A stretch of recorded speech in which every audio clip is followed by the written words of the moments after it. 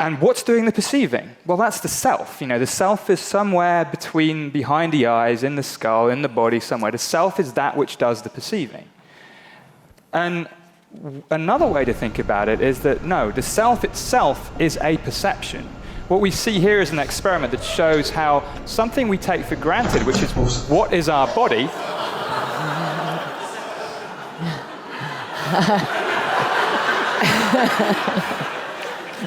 so normally I'd say don't try this at home, but seriously, try this at home. It's lots of fun. So what's happening here is you have this, it's called the rubber hand illusion, and there is a fake hand there. The guy in the blue t-shirt can see it. His real hand is hidden out of sight, so he's looking at this fake hand. The experimenter strokes both hands in synchrony.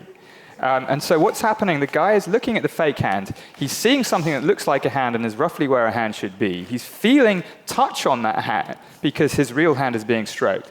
That's enough evidence in this sort of Bayesian way for the brain to make a best guess that fake hand is part of his body. Now, it doesn't feel exactly like it's his hand. In fact, there's a lot of individual differences in that depend on various things. But it's an uncanny feeling, and you can tell that the brain is really assimilating that, because when you stab the fake hand, you get this, as you could see, quite a dramatic startle response.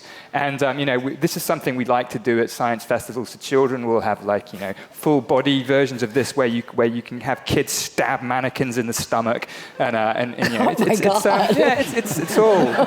all good fun.